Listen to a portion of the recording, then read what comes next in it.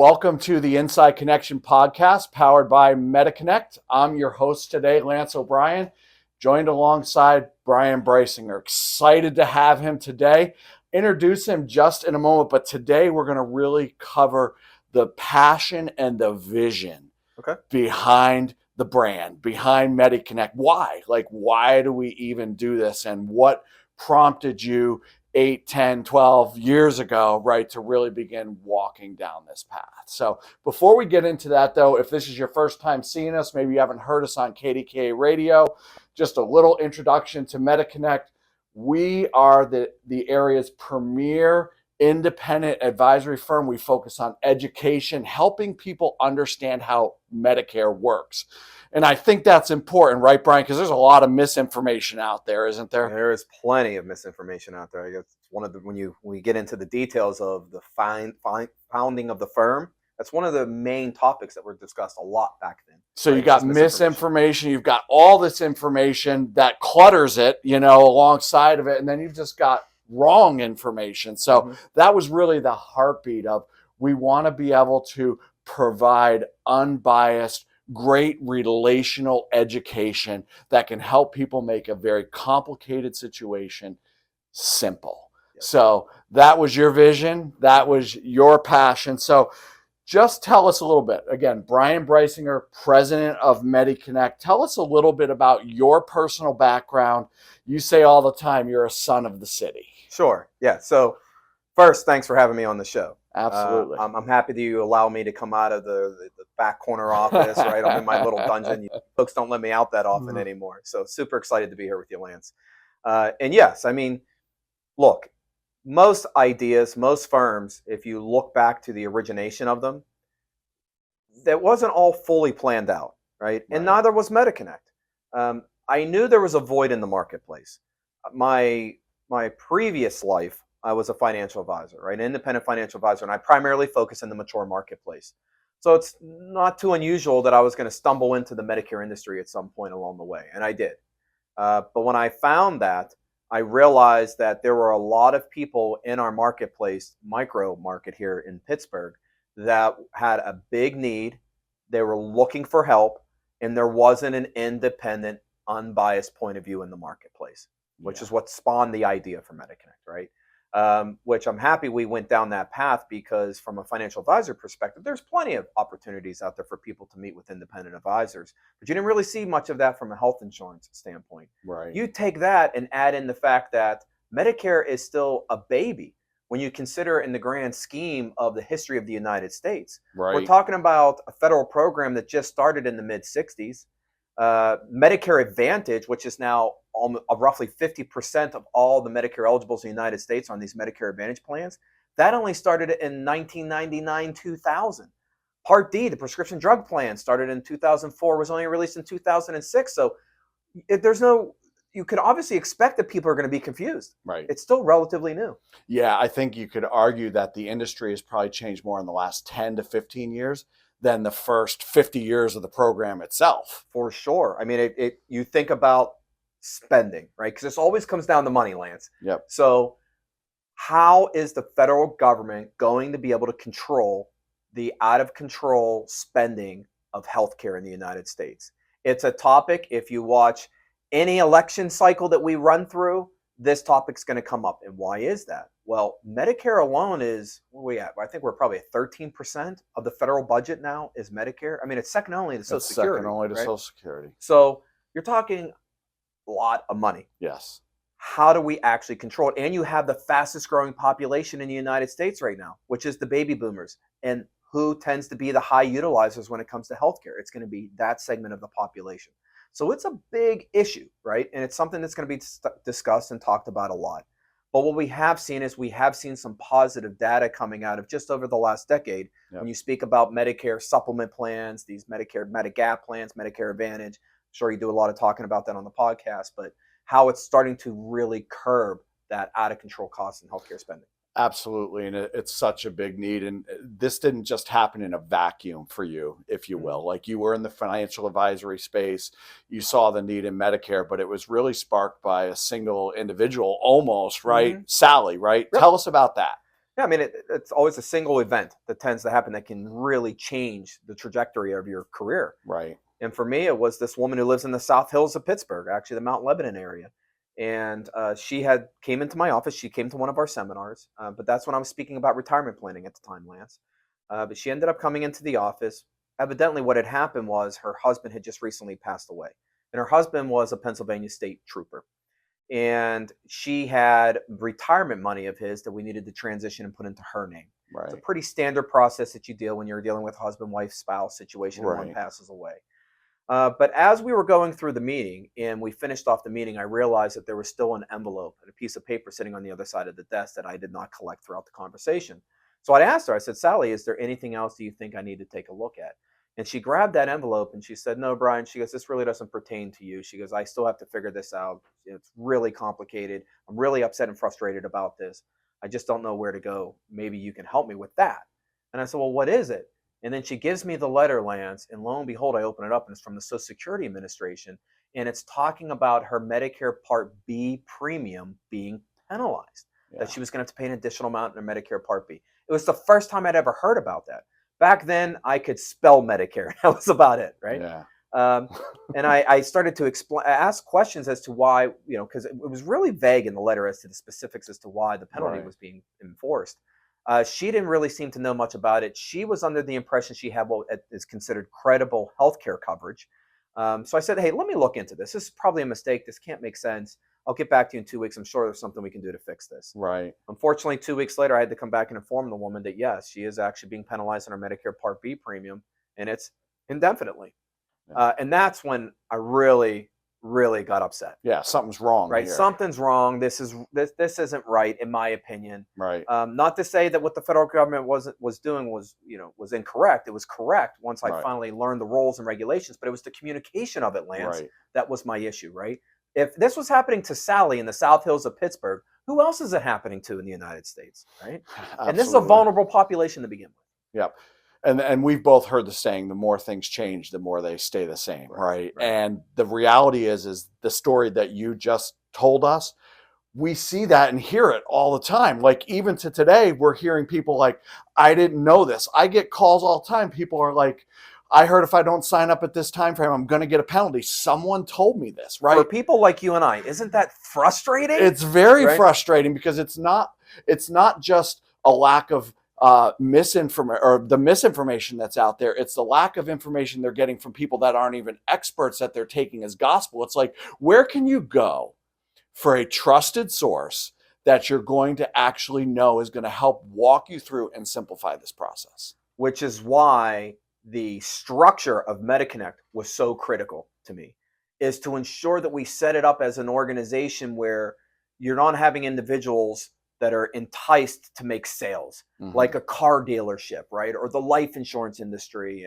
And people out there watching this right now, you all understand what I'm talking about, right? I really wanted to pull away that idea out of the organization because I really wanted to be a service firm, right? Right. If we can be a service firm and we can be a voice into the marketplace and be fully independent, if you build it, they will come, right? Yes. And we have seen that happen with the organization, have we not? Absolutely. And we're going to jump into that a little bit more in the next segment. We're going to really build out what does that look like? Because when you first start it, you can't get everything you want, right? True. There's a process to that. For sure there was. So we're going to dive into that. But as we kind of wrap up this first segment, I want you to talk about, we've talked about how it's changed, right, over the last 15 years. Where do you see it going? Like, and how do you see with the growth of the baby boomers and everything, like, where is this all going in your mind? I can tell you this much. From the data that we've been receiving over the last several years, we are seeing some positive results coming out of it. The federal government is learning, right? It's been learning over the last 10 years how to manage it properly. Private health insurers being a larger part of the industry now. There's positives and negatives that go along with that. But when it comes to preventative care, when it comes to taking action early in one's health, I can say unequivocally, in the last 20 years, we've had amazing progress in that position. So from that standpoint, I think there's a lot of good coming out of it. We still have an issue with a extremely fast-growing population, high utilizers, and we're having problems still paying for it, Lance. We still haven't quite ironed that one out yet. So I'll be curious to see over the next, 10 to 20 years how it plays out. Our political environment is going to play a lot, into how the spending is actually being handled. But as of now, it's probably the best of what we have to work with at this point, if that helps.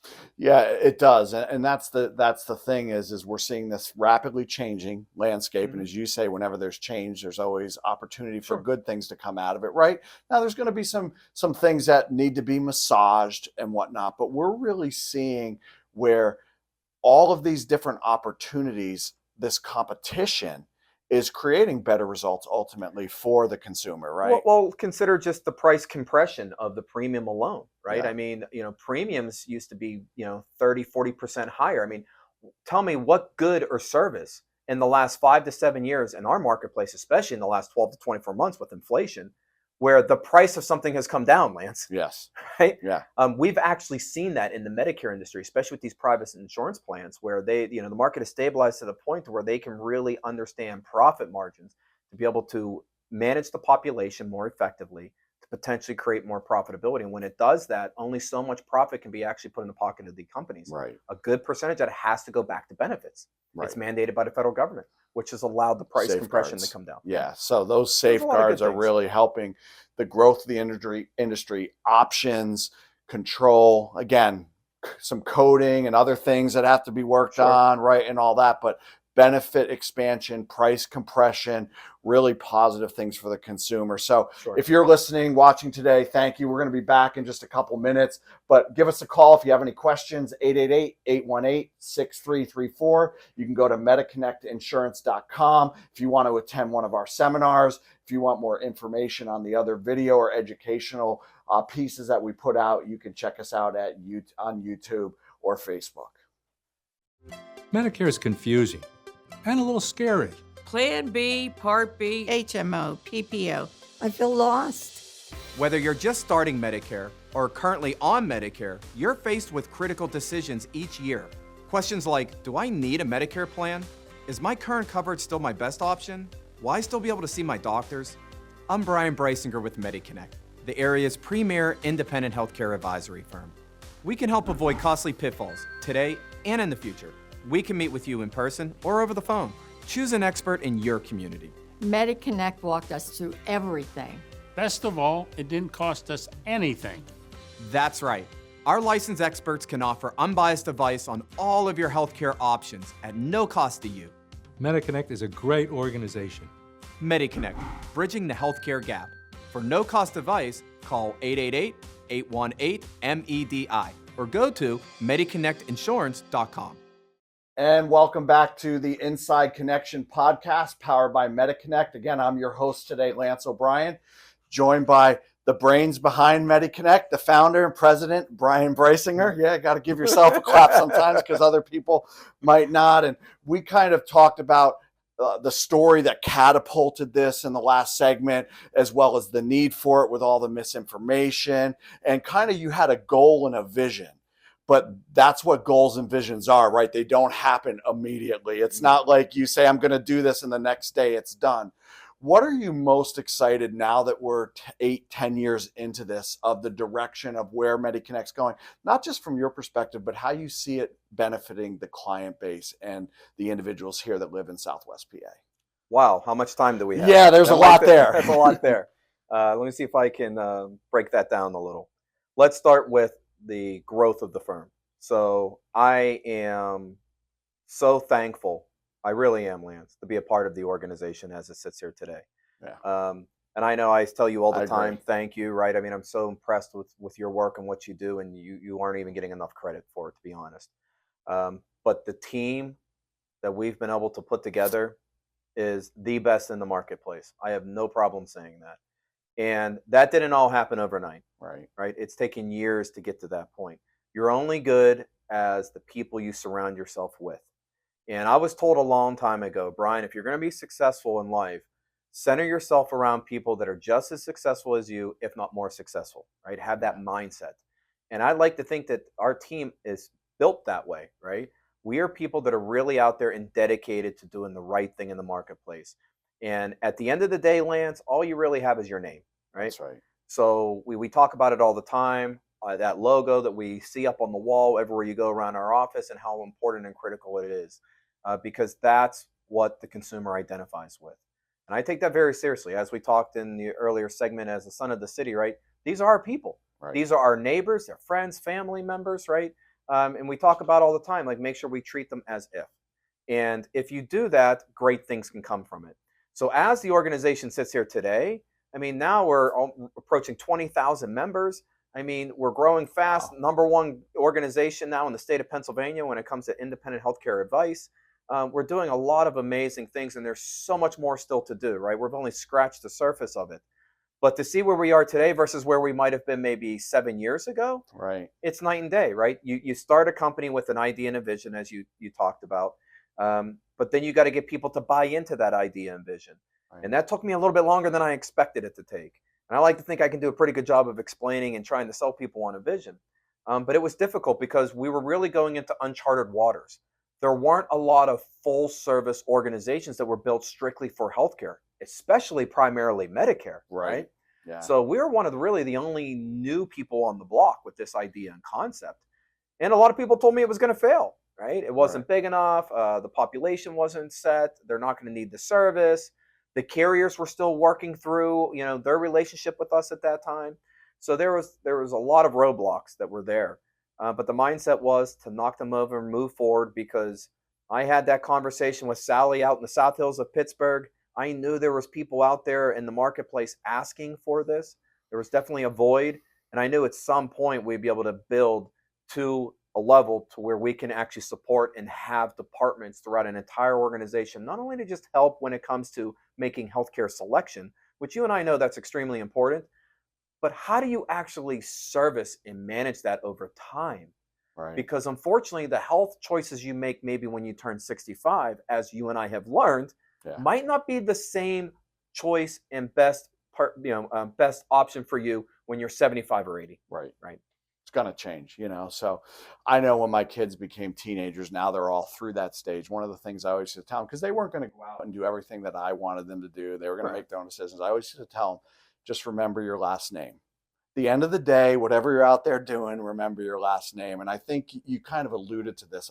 I feel like as a team, that really drives us here, that MediConnect has a value, a mission that we really are trying to embody about doing what's right for the customer, right? And in the first segment of the podcast, you talked about how, the used car salesman and all of that. We made a big structural change here that we've been working on really over the last couple of years, but finally we're able to get it mostly in place where our brokers now are compensated a little bit differently. Talk about that and why you feel it's so important. Well, let's talk about the industry and then we'll break down to MediConnect. So the industry is built one of two ways that people can primarily purchase health insurance in the United States. You can either go direct to the individual carriers, right? And you can purchase individually. And I always equate that to go into a car dealership. Right. If you go to a Ford dealership, what do you think they're going to sell you? They're going to sell you a Ford, Lance. You're not going to get sold really a Toyota, right? Yeah, really try to. But you're not going to get the options and features of a Toyota or a Honda, right? And now, as you've seen as the years have gone on, there are independent car shops out there and superstores even for people to be able to purchase vehicles. Heck, you can even purchase them online now, right? Right. Yep. Where you can have much more flexibility and options to choose what features and benefits fit you best. And that might end up being a Ford. But you start with the features and benefits first, right? So if you go direct to the carrier, you're going to get, in my mind, the old car lot mentality, right? Where you're only going to get what they have to offer, and that might not be the best option for you. And then the second option was to purchase through external distributors, or as you coined them, brokers, right? These independent representatives that are contracted out on the street that can help you make those decisions. What I learned there was, which was really interesting, is number one, they're all working on a commission basis, right? And not that commissions, I'm not going to sit here and state that it's good or bad. It's just for this type of model, it was concerning to me because you have independent brokers that are being compensated solely on the benefit of you making a health plan choice. And Are they contracted with all of the carriers? Because you would assume that people are working with them because they have an independent, right, standpoint. Right. They're unbiased. They're going to be contracted with all the carriers. Well, what I learned was that simply wasn't the case. Yeah. They were contracted with maybe one or two carriers, and that was really the carriers that they were pushing. So how's the consumer, the general consumer on the street that has concerns, right? They're turning 65.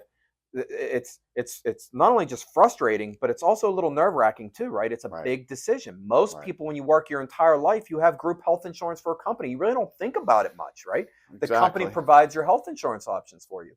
Now you're going to retire and you're turning 65 maybe, and now all of these choices are in front of you, and you don't have the knowledge or the experience to be able to handle it. Right. And then what are you going to do? You have option A. I can go direct to each individual carrier and try to decipher and learn it all myself, which Right. is a lot. It is. Or option B, I can work with an independent broker, but how do I know that independent brokers, number one, have the knowledge and expertise? And lastly, do they have all of the options to choose from? Right. That's where I think MediConnect found that perfect niche, right? Which was, let's develop an organization that all of our representatives, which we like to call them representatives, Yep. right, Lance, not brokers, Right. they're really service representatives to help people make plan selections, and they're all salaried. Yes. How about that? Yeah. So it doesn't matter which carrier, which plan type. If you're paying $0, you're paying $150 a month for none of it matters to the representatives that you're working with. It all goes into one big pot as a whole for an organization, which has then allowed us to be able to build out other departments and wings, right? It allows us to have the ability to run a podcast for further educational series, right? Which Right. we're doing right now. It allows us to have radio show presence. It allows us to be on the TV. It allows us to do all of these wonderful educational workshops that you and the team do each and every month.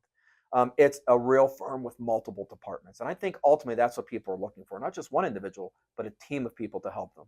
No, That I makes sense. I totally agree, and I think the other piece of the coin too is we've all interacted with somebody that was commission driven before, right? And again, it's not right or wrong, but it could be right or wrong depending on that individual. Yes. Right. You got to really find someone you can trust. It's not trying to sell you a policy. Exactly. Right. That's really looking out for your best interest. They're going to sit down across the table from you. They're going to review your group coverage to Medicare and tell you if your group coverage is better. Right. I think that needs to happen. Right. We need to be putting people in a position as their advocates, their representatives, where they know that from a financial standpoint, from a healthcare standpoint, they're making their best decisions, not only at the entry point of Medicare, but year after year. And I think that's what this transition's really allowed us to do. I think you said it best.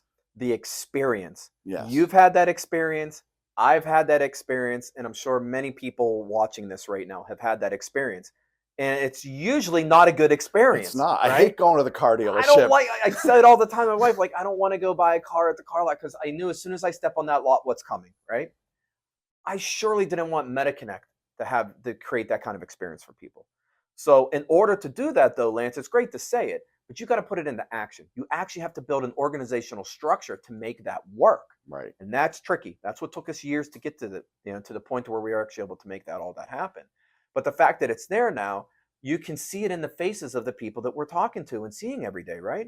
I hear it each and every day, whether I'm out in the public, right? Whether I'm down at the stations, I'm here in the office and somebody walks in the door. Thank you so much. Really appreciate it. It was a great experience. It's the experience. It really is. So we kind of talked about the past, where we came from, where we are now, and the experience that we're trying to provide for people. What most excites you about the future of what's out there? Okay. And we got about 2 minutes. 2 minutes for that?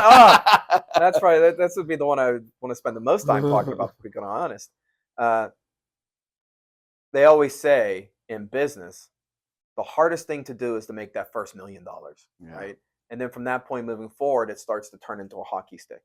Yeah. Well, I look at the growth of our firm as we've reached the point where we've been able to put the foundational pieces, right? The structure of a home in place finally. Yes. To frame, put the roof and the windows on, Lance, isn't too difficult at that point, right? Now I can see it, it's speeding up and giving us the ability to really service and help so many more people. I can see 20,000 turn into 60,000 really fast, especially when you're talking about 10,000 plus people a day in the United States turning 65 every single day. Yeah. We have a huge opportunity, but we also have a big responsibility that goes along with that, right? To be able to manage and service all of those people. And with the team we have in place, and as it continues to grow, that's what I'm really most excited about, to see what's possible, what really can be done, and how many people we can help. Yeah, and to the points that you've been making, now that we kind of have this infrastructure in place, it's allowing us to move into so many more platforms to get information out. And I think from a local base, a local standpoint, that's really important, because we got the evolution now of all of these TV commercials and call this place and call that place. And many times you're getting someone who absolutely knows nothing about. Yeah, are we going to get to a point where we can spend a little bit of time on that? Yeah, we could circle back to that at Okay, another great. podcast. But Great. really, to me, like, my background, where I came from. For me, doing right by this population is so important. I mean, it's literally what drives me, and I know you feel the same way. Sure, absolutely. I mean, as a son of the city, as I like to say all the time, it's not just the city, it's the region. In the region, you're from this area, we all know. There's certain core beliefs and values that go along by by growing up in southwestern Pennsylvania. And having the fortunate ability to travel around the country and have conversations with people in many different marketplaces, you can tell Western Pennsylvania is unique. Yep. Unique ideals and unique values. This organization represents that. Yes. And when you talk about national organizations and these 800 numbers you might see on TV, Lance, you're dealing with companies that don't understand that. Many of which couldn't even name the 3 rivers that cross through the city. You're right. And that matters when you're talking health insurance, because health insurance is so localized, Yes. right? Yes. There's a big difference between UPMC or Allegheny Health Network, right? These Massive. systems, they really matter in our marketplace. And it's really critical that you're talking to people that understand that. Yeah, no, for sure. So much more we could go in. I wish we had an hour, but unfortunately we don't. Again, if you need some help, have a question, 888-818-6334, MediConnectInsurance.com. Live events, you can check out our upcoming seminars. Thanks for joining today.